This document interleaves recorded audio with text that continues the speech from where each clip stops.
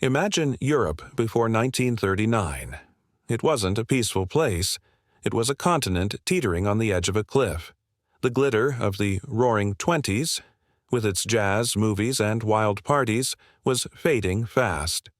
Underneath all that glamour, the scars of the First World War were still raw. Families were broken, economies were shattered, and nations were struggling under the weight of unfair peace treaties. Then came the 1930s, and the Great Depression hit like a tidal wave. It swept across the globe, and Europe was right in its path. Factories shut their doors, banks collapsed, and suddenly, millions of people were out of work, with no way to feed their families. In Germany, the situation was surreal. Inflation was so out of control that people had to carry wheelbarrows full of cash just to buy a loaf of bread. Imagine that. Your life savings becoming worthless overnight. Dignity was lost, and desperation took its place. Children grew up hungry, and parents searched for any glimmer of hope, any promise of stability. Into this chaos stepped powerful new leaders with dangerous ideas. In Italy, Mussolini promised to restore Roman glory through fascism. In Germany, Hitler and the Nazi Party offered a scapegoat for all of the country's problems and a vision of a dominant new empire. From the East, the ideals of communism spread, promising a workers' paradise. These leaders spoke of national pride, order, and a brighter future, but their promises came with a terrifying price. The streets were filled with propaganda posters, rallies, and uniformed men marching in lockstep. Fear began to poison daily life. Neighbors who had been friends for years started looking at each other with suspicion. Europe was a continent divided by politics, but tragically united by a deep, gnawing uncertainty. Of course, life wasn't all darkness.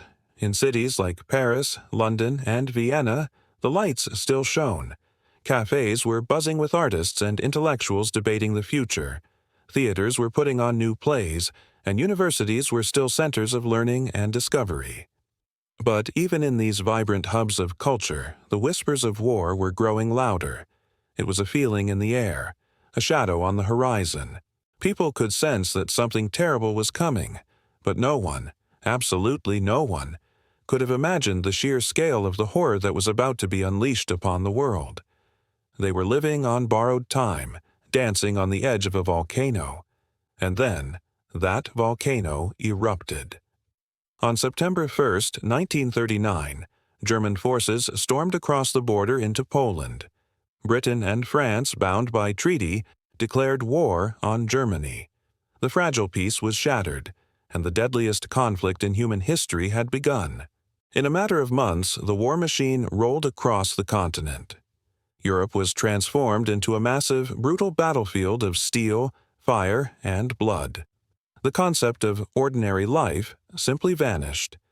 Cities that had stood for centuries, like Warsaw in Poland, Rotterdam in the Netherlands, and Coventry in England, were systematically bombed and reduced to rubble. Imagine your home, your street, your entire neighborhood just gone. For civilians, every day was a struggle for survival. Families were torn apart. Millions were forced to flee their homes, becoming refugees in their own countries. Those who stayed huddled together in makeshift bomb shelters or dark subway tunnels, listening to the terrifying whistle of falling bombs and praying they would live to see another morning.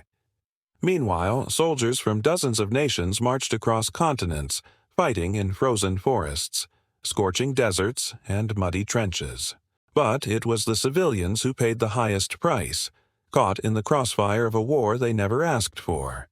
And amidst this widespread destruction, one of the darkest chapters in the story of humanity was being written: the Holocaust.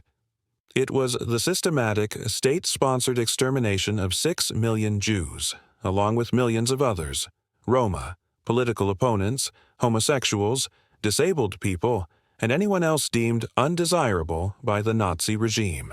This wasn't just a byproduct of war, it was a calculated, industrial-scale genocide.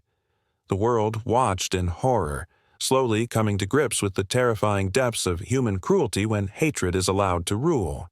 The names Auschwitz, Treblinka, and Sobibor would be forever burned into our collective memory as symbols of absolute evil. When the guns finally fell silent in 1945, Europe was a ghost of its former self. The continent was in ruins. The numbers are almost impossible to comprehend. Over 70 million people dead worldwide. Entire cities were nothing but dust and skeletons of buildings. Economies were completely destroyed. But from those ashes, something new had to be born. The war brought unimaginable loss, but also unexpected gains. What was lost? An entire generation of young men wiped out on the battlefield. Priceless cultural treasures bombed or looted. The trust between nations replaced by suspicion and bitterness. And perhaps most importantly, the illusion that Europe was the center of the world, an invincible bastion of civilization. That illusion was shattered forever. But what was gained? In a grim irony, the war spurred incredible technological advancement. Radar, jet engines, rockets, and the terrifying dawn of the nuclear age, all were products of the race for military supremacy. More importantly, a powerful new determination emerged. Never again. The horrors of the war created a desperate desire for a lasting peace, a commitment to prevent such a catastrophe from ever happening again. And, strangely, the seeds of unity were sown. The shared trauma forced European nations to realize that the only way to rebuild and secure their future was to work together. But peace didn't arrive overnight. The end of the war did not bring an end to division. A new, invisible wall descended across the continent, the Iron Curtain. It split Europe in two. In the West, nations like France, Britain, and West Germany began to rebuild, fueled by the American Marshall Plan. Money poured in to reconstruct industries, cities, and democracies. Life slowly returned to a new kind of normal. But in the East, it was a different story. Countries like Poland, Hungary, and East Germany fell under the control of the Soviet Union. Authoritarian regimes were installed, and freedom was severely restricted. Families were literally cut in half. A brother might live in West Berlin and his sister in East Berlin, separated by a wall, unable to see each other for decades. The world had traded one global conflict for a new, tense standoff, the Cold War. Life after the war was a paradox of tragedy and rebirth. People struggled for the most basic things: food, shelter, a pair of shoes, but there was also an incredible resilience. You could see children playing in the ruins of bombed-out buildings, their laughter a symbol of life continuing against all odds. People rebuilt their homes brick by brick. They reopened schools, theaters, and concert halls. Artists, writers, and filmmakers found powerful new ways to express the pain, the loss, and the cautious hope of this new era. So when we look back, we see two different Europes. The Europe before the war was a place of fragile beauty and silent suffering, unaware of the abyss it was about to fall into. The Europe after the war was scarred, broken, but also fiercely determined. It was ready to rise again, forever changed by its ordeal. World War II wasn't just a clash of armies.